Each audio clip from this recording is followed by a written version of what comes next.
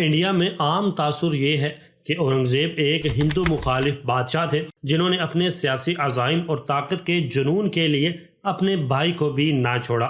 مگر کیا واقعی اورنگزیب ہندوؤں سے نفرت کرتے تھے؟ مغل بادشاہوں میں صرف ایک شخص انڈیا کی اکثریتی برادری میں مقبولیت حاصل کرنے میں ناکام رہا اور اس شخص کا نام اورنگزیب عالمگیر تھا۔ انڈین افراد کے درمیان اورنگزیب کی تصویر ایک سخت گیر مذہبی ذہنیت والے بادشاہ کی ہے جو ہندوؤں سے نفرت کرتا تھا اور جس نے اپنے بڑے بھائی دارا شکوہ کو بھی اپنے سیاسی مفاد کے لیے نہیں بخشا۔ علاوہ ازیں اس نے اپنے معمر والد شاہ جہاں کو ان کی زندگی کے آخری 7.5 سال تک آگرہ کے قلعے میں قید رکھا۔ پاکستان کے ایک ڈرامہ نگار شاہد ندیم نے لکھا ہے کہ تقسیم ہند کے بیج اسی وقت بو دیے گئے تھے جب اورنگزیب نے اپنے بھائی دارا شکوہ کو شکست دی تھی۔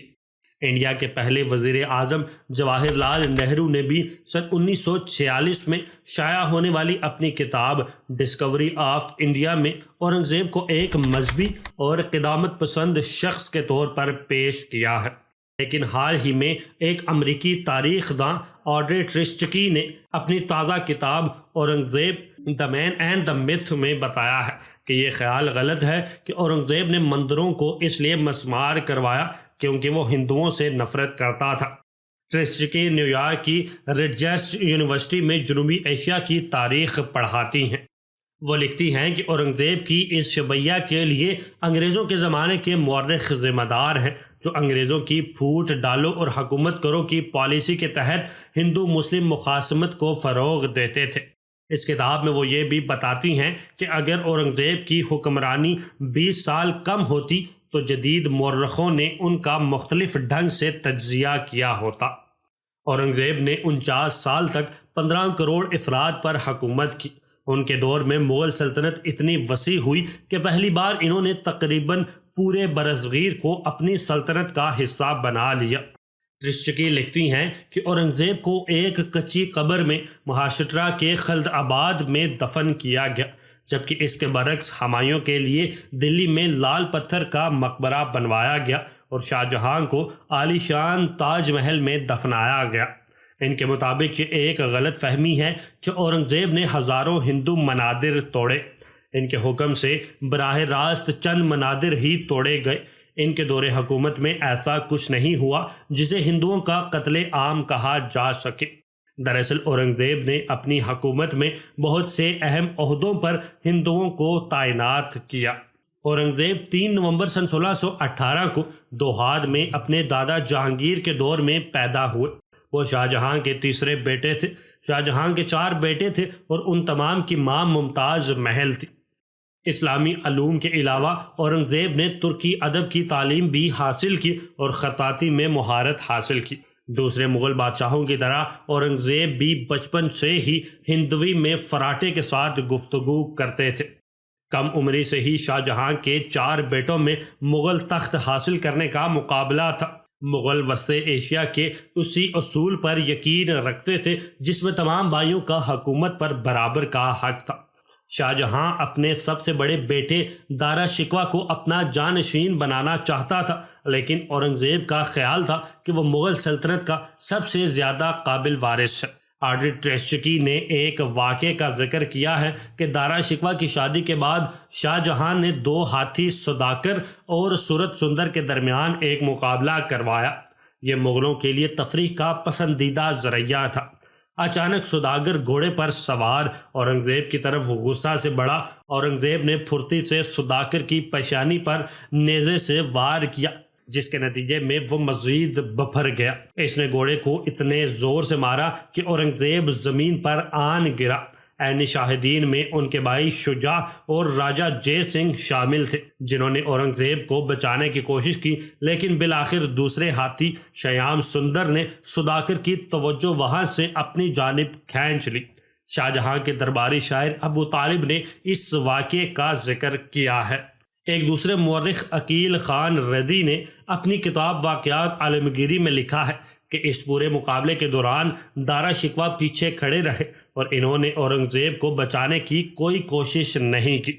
شاہ جہاں کے درباری مورخ نے بھی اس واقعے کا ذکر کیا ہے اور اس کا موازنہ سن 1610 میں ہونے والے اس واقعے سے کیا جب شاہ جہاں نے اپنے والد جہانگیر کے سامنے ایک خوفناک شیر کو شکست دی تھی۔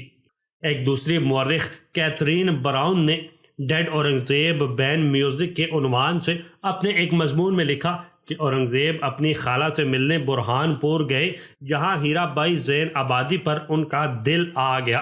ہیرا بائی ایک گلوکار اور رقاصہ تھی۔ اورنگزیب نے ان کو آم کے ایک درخت سے آم توڑتے دیکھا اور ان کے دیوانے ہو گئے۔ عشق اس حد تک پروان چڑھا کہ وہ ہیرا بائی کے کہنے پر زندگی میں شراب نہ پینے کی اپنی قسم کو توڑنے کے لیے تیار ہو گئے تھے، لیکن جب اورنگزیب شراب کا گھونٹ لینے ہی والے تھے کہ ہیرا بائی نے انہیں روک دیا۔ لیکن 1 سال بعد ہی ہیرا بائی کی موت ہو گئی اور اس کے ساتھ ہی ان کی محبت اپنے انجام کو پہنچی۔ ہیرا بائی کو اورنگ آباد میں دفن کیا گیا۔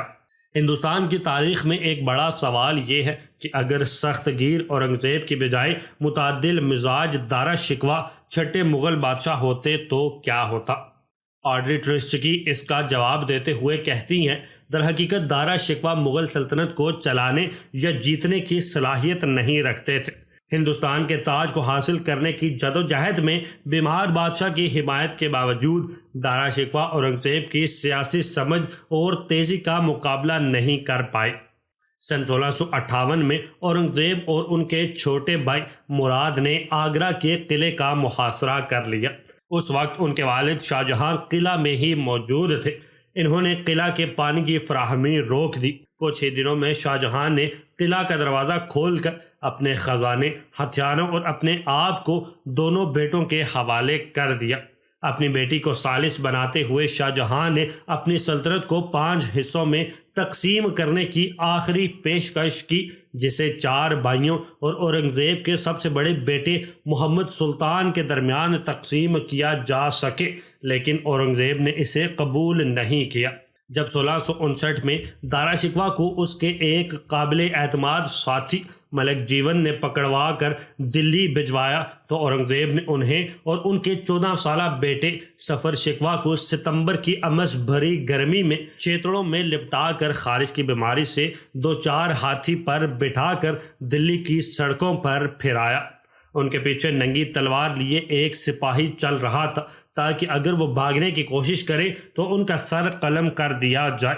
اس وقت ہندوستان کا سفر کرنے والے اطالوی مورخ نکولائی مانوچی نے اپنی کتاب سٹوریا دو موگور میں لکھا ہے، دارا کی موت کے دن اورنگزیب نے ان سے پوچھا تھا کہ اگر ان کے کردار تبدیل ہو جائے تو وہ ان کے ساتھ کیا کریں گے۔ دارا نے جواب دیا تھا کہ وہ اورنگزیب کے جسم کو 4 حصوں میں کٹوا کر دلی کے 4 اہم دروازوں پر لٹکوا دیں گے۔ اورنگزیب نے ہمایوں کی قبر کے ساتھ اپنے بھائی کو دفن کروایا، لیکن بعد میں اسی اورنگزیب نے اپنی بیٹی زیب النساء کی شادی دارا شکوہ کے بیٹے سفر شکوہ سے کی تھی۔ اورنگزیب نے اپنے باپ شاہ جہاں کو ان کی زندگی کے آخری 7.5 سالوں تک آگرہ کے قلعہ میں قید رکھا، جہاں اکثر ان کا ساتھ ان کی بڑی بیٹی جہاں آرا دیا کرتی تھی۔ اس کا سب سے بڑا نقصان اورنگزیب کو اس وقت ہوا جب مکہ کے شریف نے اورنگزیب کو ہندوستان کا باضابطہ حکمران ماننے سے انکار کر دیا اور کئی سالوں تک ان کے تحائف لینے سے انکار کرتے رہے۔ اورنگزیب سن 1679 میں دلی کو چھوڑ کر جنوبی ہند میں منتقل ہو گئے اور پھر کبھی شمالی ہند واپس نہیں آ سکے۔ ان کے ساتھ ہزاروں لوگوں کا قافلہ بھی جنوب کے لیے روانہ ہوا، جس میں شہزادہ اکبر کو چھوڑ کر ان کے تمام بیٹے اور ان کا پورا حرم شامل تھا۔ ان کی غیر موجودگی میں دلی ایک آسیب زدہ شہر نظر آنے لگا اور لال قلعہ کے کمروں میں اتنی دھول چھا گئی کہ غیر ملکی مہمانوں کو اسے دکھانے سے بچایا جانے لگا۔ اورنگزیب اپنی کتاب رقعت عالمگیری میں لکھا ہے کہ جنوب میں انہیں سب سے زیادہ آم کی کمی محسوس ہوتی تھی۔ بابر سے لے کر تمام مغل بادشاہوں کو آم بہت پسند تھا۔ ٹرسٹکی لکھتی ہیں کہ اورنگزیب اکثر اپنے حکام سے شمالی ہند کے آم بھیجنے کی فرمائش کرتے۔ انہوں نے کچھ آموں کے سدا رس اور رسنا بلاس جیسے ہندی نام بھی رکھے۔ सन 1700 میں اپنے بیٹے شہزادے اعظم کو لکھے ایک خط میں اورنگزیب نے انہیں ان کے بچپن کی یاد دلائی جب انہوں نے نگاڑے بجنے کی نقل کرتے ہوئے اورنگزیب کے لیے ایک ہندی خطاب کا استعمال کیا تھا۔